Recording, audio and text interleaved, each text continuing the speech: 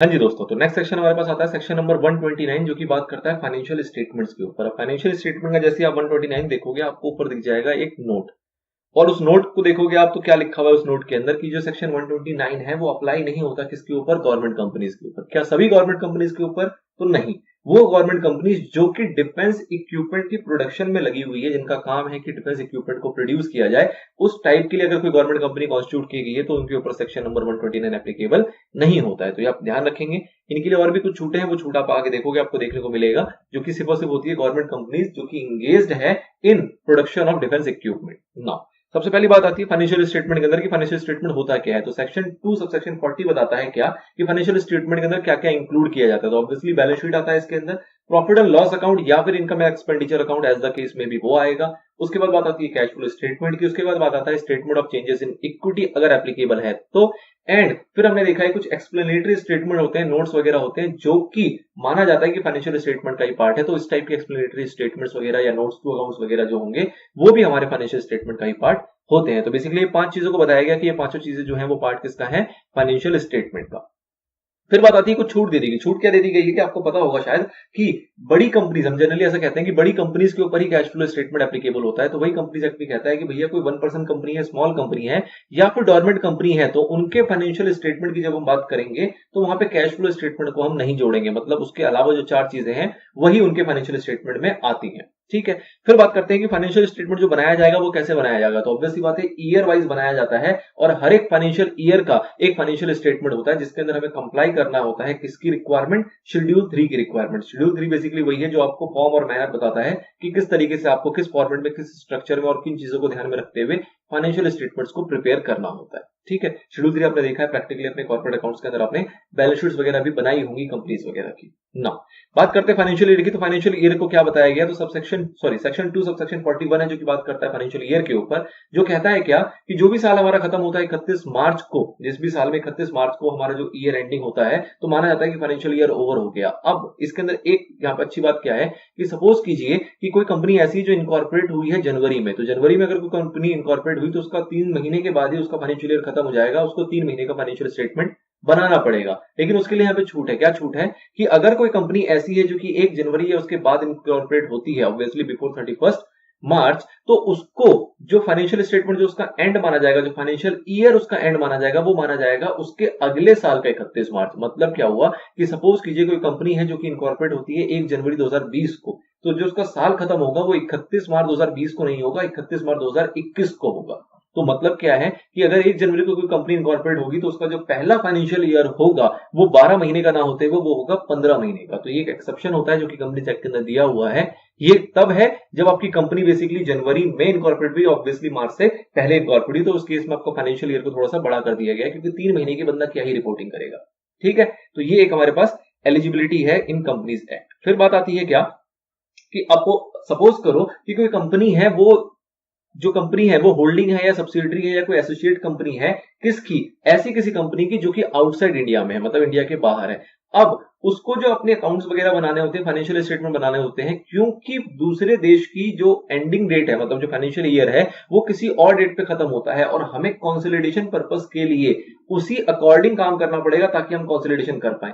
तो अगर इस टाइप का कोई दिक्कत आता है कि हमारा देश कहता है कि 31 मार्च को साल खत्म होगा और कोई और देश है जहां पे उसकी होल्डिंग सब्सिडरी या एसोसिएट कंपनी है जो ये कहती है कि नहीं जी हमारे में तो 30 जून को खत्म होता है, 30 सितंबर को खत्म होता है, सपोज 31 दिसंबर को खत्म होता है, ऐसा कैलेंडर ईयर है, तो इस सिचुएशन में वो कंपनी क्या करेगी, वो एप्लीकेशन देगी ट्राइब्यूनल को, और ट्राइब्यूनल को अगर सब कुछ ठीक लगता है और लगता है कि ये जेन्युइन हार्डशिप है, उसके साथ जेन्युइनली प्रॉब्लम है, तो उसको वो अलाउ कर सकती है कि भैया आप कोई और फाइनेंशियल स्टेटमेंट यूज कर लो जो भी आपकी विदेशी कंपनी जो होल्डिंग है या जो सब्सिडरी है वो यूज करती है for the purpose of consolidation. तो इस टाइप की अलाउ करने की पावर होती है ट्राइब्यूनल के पास, obviously on application by such company.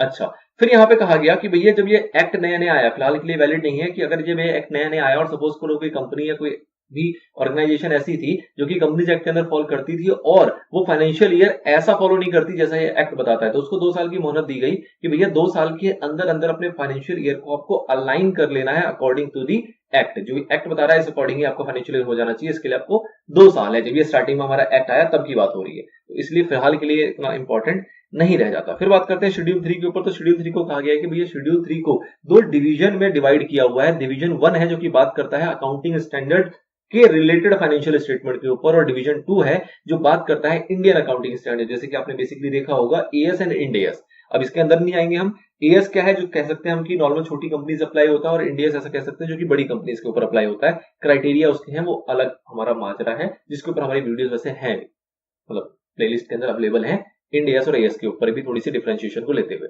चलिए उसके ऊपर बात नहीं करते। तो मुद्दा क्या है कि जो कंपनीज ऐसी है जो कि अकाउंटिंग स्टैंडर्ड फॉलो करती है, तो वो ऑब्वियसली बात है वो फॉलो करती है कंपनी अकाउंटिंग स्टैंडर्ड रूल 2006। और जो कंपनी ऐसी जो इंड एएस फॉलो करती है, वो फॉलो करती है companies Indian accounting standard rule 2015।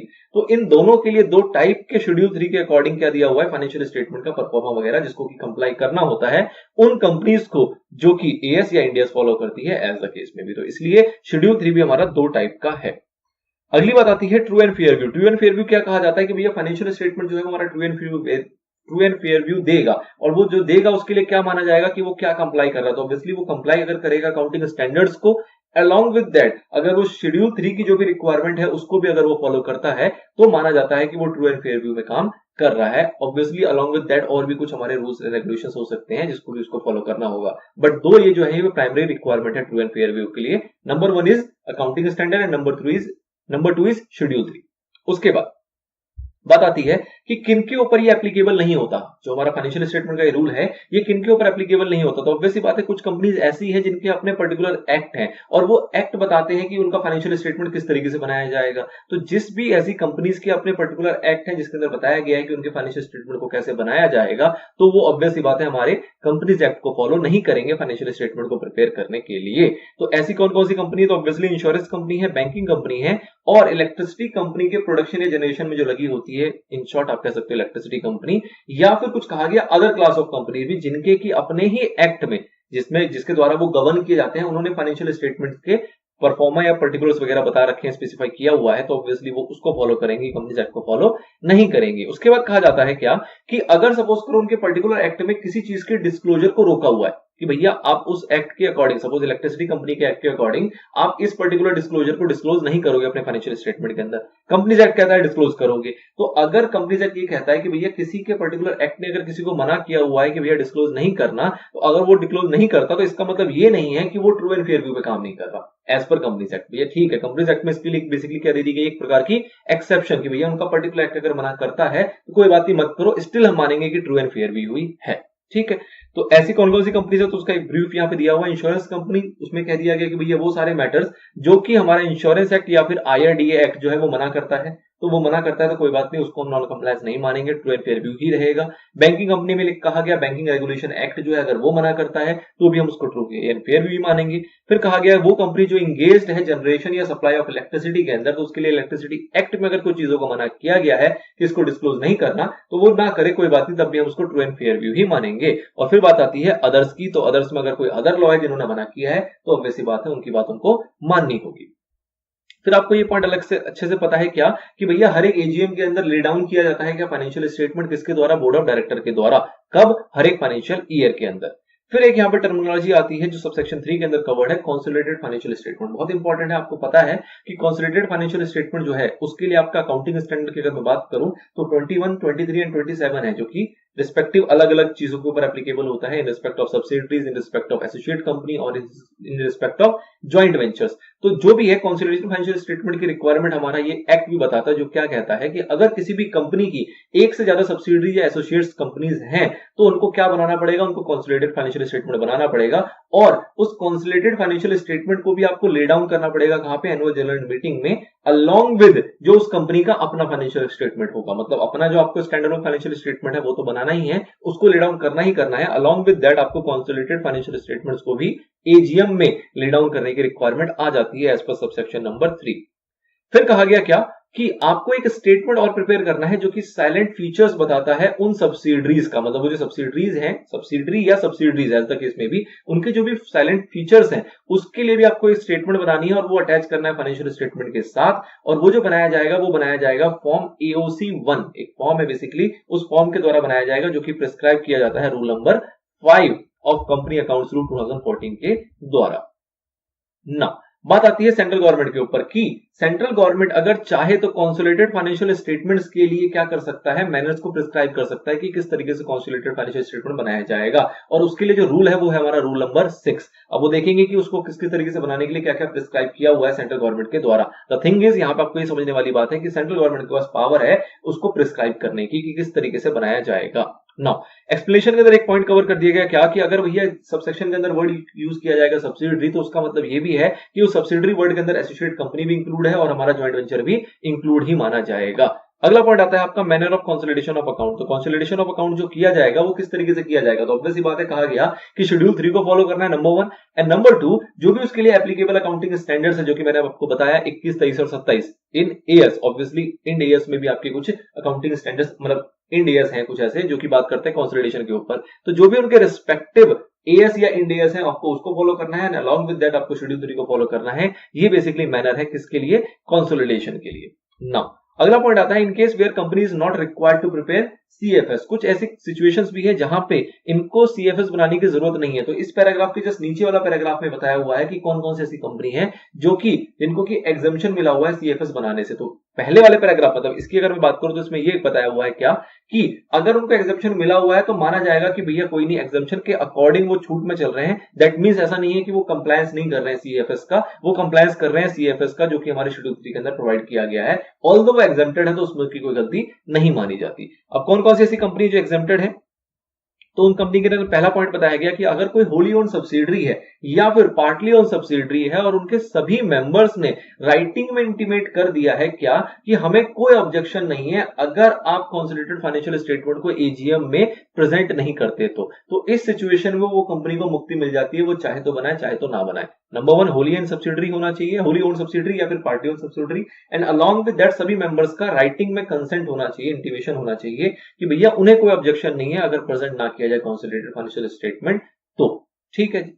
अगली पॉइंट आता है क्या कि अगर कोई कंपनी ऐसी है जो कि ना ही लिस्टेड है किसी भी स्टॉक एक्सचेंज के अंदर और ना ही वो इस प्रोसेस ऑफ लिस्टिंग में है अभी स्टॉक एक्सचेंज के अंदर, तो वो कंपनी भी हमारी कंसोलिडेटेड फाइनेंशियल स्टेटमेंट ना बनाए तो चलता है। अब ये जो लिस्टिंग का प्रोसेस है ये हमारे इंडिया में भी हो सकता है और आउटसाइड इंडिया भी हो सकता है, मतलब कहीं भी वो लिस्टेड नहीं होना चाहिए, ना ही इंडिया के अंदर ना ही आउटसाइड इंडिया। एंड इसके बीच में देखोगे आप एंड है, मतलब जो सेकंड पॉइंट है इसके साथ साथ क्या और कंप्लाई होना जरूरी है, तो उस कंप्लायंस में कह रहा है कि जो उसकी होल्डिंग कंपनी, सपोज करें कोई सब्सिडरी कंपनी है और वो लिस्टेड नहीं है, ठीक है ना, बट जो उसकी होल्डिंग कंपनी है वो होल्डिंग कंपनी जो है वो प्रॉपरली फाइल करती है कंसोलिडेटेड फाइनेंशियल स्टेटमेंट रजिस्ट्रार के पास। मतलब कि जो होल्डिंग कंपनी है उसने प्रॉपरली कंप्लाई किया हुआ और सब्सिडरी कंपनी बचना चाहती है तो वो बच सकती है। मतलब कि जो होल्डिंग कंपनी है वो प्रिपरेशंस भी करती है, फाइनेंशियल स्टेटमेंट को प्रेजेंट भी करती है अपनी मीटिंग्स के अंदर, एंड अलॉन्ग विद दैट उसको फाइल भी करती है रजिस्ट्रार के पास। तो उस चीज में और सारे अकाउंटिंग स्टैंडर्ड की कंप्लायंस भी करती है। तो उस चीज में अगर कोई ऐसी होल्डिंग कंपनी अपने सारे काम को सही से कर रही है और उसकी सब्सिडरी कंपनी कोई ऐसी है जो कि लिस्टेड भी नहीं है, ना ही इंडिया में ना ही आउटसाइड इंडिया, तो उसको ना बनाने पे भी कोई दिक्कत नहीं है, उसको एक तरीके से एग्जम्पशन मिली हुई है।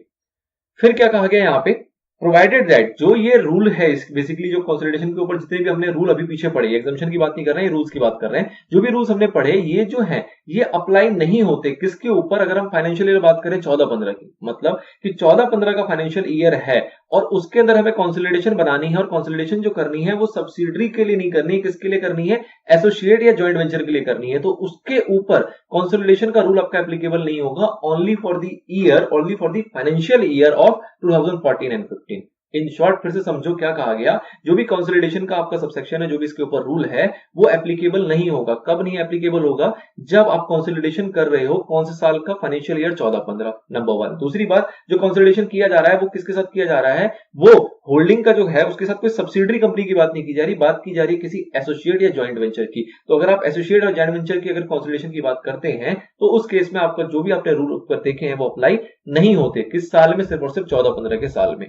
फिर इसके बाद एक और प्रोविजन दिया गया, वो क्या है कि अगर सब्सिडरी या सब्सिडरीज जो है वो इनकॉर्पोरेट हुई है आउटसाइड इंडिया, मतलब कि होल्डिंग कंपनी है और उसकी जो सब्सिडरी या सब्सिडरीज कंपनी है वो इनकॉर्पोरेट हो रखी है आउटसाइड इंडिया, तो उस केस में भी आपके कंसोलिडेशन के जो भी आपने रूल्स देखे हैं वो आपके अप्लाई नहीं होते। लेकिन ये जो अगेन छूट मिली है सिर्फ और सिर्फ मिली है फाइनेंशियल ईयर 14-15 के अंदर, मतलब कह सकते हो जो एक्ट आया उसका पहला साल, ठीक है। तो ये दो छूट है कि अगर सब्सिडरीज या जो सब्सिडरी या सब्सिडरीज है वो इनकॉर्पोरेट हुई आउटसाइड इंडिया, तो भी फर्स्ट ईयर में आपके ऊपर कोई रूल एप्लीकेबल नहीं होगा। और अगर आप अदर देन सब्सिडरी जैसे कि एसोसिएट या जॉइंट वेंचर के साथ कंसोलिडेशन कर रहे हो तो उसके ऊपर भी आपका ये सेक्शन अप्लाई नहीं होगा, कंसोलिडेशन का मैटर जो है वो अप्लाई नहीं होगा, सॉरी।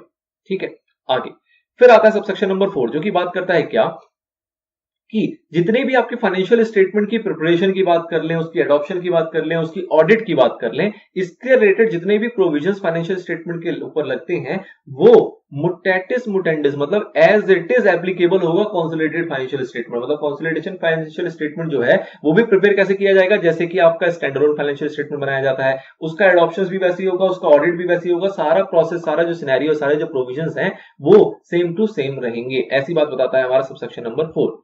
फिर सबसेक्शन नंबर 5 क्या कहता है कि अगर कोई कंपनी ऐसी है जो सपोज करो हमारे अकाउंटिंग स्टैंडर्ड्स को कंप्लाई नहीं करती है, हो सकता है कि भैया कोई कंपनी ऐसी जो अकाउंटिंग स्टैंडर्ड को कंप्लाई नहीं कर रही है, तो उस केस में उसको डिस्क्लोज करना पड़ेगा अपने फाइनेंशियल स्टेटमेंट्स के अंदर कि भैया क्या क्या डेविएशन किया है, क्या क्या चीजें जो उसने अप्लाई नहीं की, नंबर 1। नंबर 2, क्या रीजन है कि उसने वो डेविएशन को रखा, उसने उसको अप्लाई नहीं किया। और नंबर 3 कि उस डेविएशन के वजह से क्या फाइनेंशियल इफेक्ट्स आएगा, तो उस फाइनेंशियल इफेक्ट्स को भी उसको अपने नोट्स के अंदर, फाइनेंशियल स्टेटमेंट के नोट्स के अंदर डिस्क्लोज करना पड़ेगा। ये कहता है हमारा सबसेक्शन नंबर 5। आपको ध्यान होगा ऐसी ऐसी कुछ बातें हमारा अकाउंटिंग स्टैंडर्ड्स भी कहते हैं ना। फिर बात आती है कि सेंट्रल गवर्नमेंट के पास एक पावर है सबसेक्शन नंबर 6 के अंदर। क्या पावर है कि वो चाहे तो किसी को भी एग्जेम्प्ट कर सकती है कंप्लायंस से, मतलब कि जो इसके अंदर जो भी रूल्स वगैरह है उसकी कंप्लाई करना है कि नहीं करना है, उसके लिए एग्जाम्पशन दिया जा सकता है सेंट्रल गवर्नमेंट के द्वारा, जो कि उसको नोटिफिकेशन निकालना पड़ेगा। सेंट्रल गवर्नमेंट नोटिफिकेशन निकालेगी और उस कंपनी या उस क्लास ऑफ कंपनीज को एग्जेम्प्ट कर सकती है by way of that notification. और अगर उसको लगता है कि ये काम करना जरूरी है, कहां पे, in the view of public interest, and along with that वो चाहे तो इसके अंदर कुछ कंडीशंस भी रख सकती है या फिर अनकंडीशनली भी एग्जेम्पशन दे सकती है। अब इसके ऊपर आप देखोगे बाय नोटिफिकेशन के ऊपर आपको एक फुटनोट है, फुटनोट में क्या बताया गया है कि इस पावर को सेंट्रल गवर्नमेंट ने यूज भी किया, और यूज कहां किया है, एग्जेम्प्ट करने के लिए किसको, गवर्नमेंट कंपनीज को जो कि इंगेज्ड होती है किसमें, डिफेंस इक्विपमेंट की प्रोडक्शन में। इसी के वर्च्यू उन्होंने इसको एग्जेम्पशन को प्रोवाइड किया है कि भैया जाओ तुम्हें छूट दी, तुम्हारे ऊपर ये सेक्शन एप्लीकेबल नहीं होगा। तो ये पावर सेंट्रल गवर्नमेंट के पास है जो कि वो कर सकती है। पेनल प्रोविजन की बात करें तो भैया ऑब्वियस सी बात है, अगर आप कंप्लायंस नहीं करोगे तो पेनल्टी की बात आएगी। पेनल्टी के ऊपर किसके ऊपर कौन कौन रिस्पॉन्सिबल होंगे, तो जैसा आपने पिछले वाले सेक्शन में देखा था कि कौन कौन लोग होते हैं बुक्स ऑफ अकाउंट्स को मेंटेन करने के लिए रिस्पॉन्सिबल। तो रिस्पॉन्सिबल लोगों में आपने जो नाम देखे थे वही नाम यहां पे भी आ जाते हैं, मतलब managing director, whole time director जिसके पास फाइनेंस का चार्ज है, चीफ फाइनेंशियल ऑफिसर या फिर कोई और ऐसा ऑफिसर जिसको की बोर्ड ने स्पेशली ड्यूटी दे दी है कि भैया तुमको सारी कंप्लायंस को देखना है, उसके अंदर कोई भी चूक नहीं होनी चाहिए। अगर इस टाइप के लोग नहीं है डेजिग्नेटेड कंपनी के अंदर, तो उस केस में सभी डायरेक्टर्स के ऊपर पेनल्टी प्रोविजन लगेगा। मतलब अगर ये लोग हैं तो अच्छी बात है, नहीं है तो सारे डायरेक्टर्स लपेटे में आ जाएंगे। क्या प्रोविजन है, तो कहा गया है कि अगर आप कोई भी भूल चूक करोगे तो इंप्रिजनमेंट होगा आपको 1 साल तक का, और आपको फाइन लग सकता है जो कि मिनिमम होगा 50,000, मैक्सिमम होगा 5 लाख रुपीज, और बोथ आप सभी दोनों चीजों के लिए लायबल हो जाओगे। इसी बात को यहाँ चार्ट में बहुत अच्छे से समझाया गया। क्या कहा गया कि अगर कंपनी कॉन्ट्रावीन करती है सेक्शन 129 को, तो अगर ऑफिसर हैं कौन कौन से, एमडी मतलब managing director, whole time director in charge of finance, CFO या फिर एनी अदर पर्सन, अगर हैं यस, तो जो भी मेंशन्ड ऑफिसर है, जो ऊपर चारों मेंशन्ड ऑफिसर है, उनके ऊपर पेनल्टी लगेगी, इंप्रिजनमेंट 1 साल, फाइन 50,000 से 5 लाख या फिर बोथ। और अगर नहीं है, अगर इन चारों लोगों की उपस्थिति नहीं है कंपनी के अंदर, तो सारे डायरेक्टर्स के ऊपर यही पेनल्टी लग जाएगी। नाउ ये एक्सप्लेनेशन है, कुछ खास रेलेवेंट मेरे हिसाब से नहीं है, मैंने इसको छोड़ा हुआ है, फिलहाल आप इसको रीड कर लेना खुद से। एग्जांपल की बात कर लेते हैं। The board of directors of ABC limited want to circulate unaudited accounts before the annual general meeting of the shareholders of the company, whether such an act of ABC is tenable. क्या वो ऐसा कर सकती है, क्या वो सही है? तो क्या कहा जा रहा है, वो सर्कुलेट करना चाहती है अनऑडिटेड अकाउंट्स। तो आप पहले समझो यार इस चीज को। सेक्शन 129 है जो बताता है फाइनेंशियल स्टेटमेंट आपको बनाना है, किस तरीके से बनाना है, क्या क्या चीजों को फॉलो करना है। उसके बाद उसको ले डाउन करना होता है, उसको सर्कुलेट करना होता है, फाइनेंशियल स्टेटमेंट्स वगैरह को, बोर्ड रिपोर्ट्स वगैरह को। इसके ऊपर बात करता है आपका सेक्शन नंबर 134, 134 जो सेक्शन है वो बात करता है इसकी सर्कुलेशन वगैरह के रिगार्डिंग, जो कि फाइनेंशियल स्टेटमेंट आपने प्रिपेयर कर लिया, उसके ऊपर एक और सेक्शन आता है, सेक्शन नंबर 134।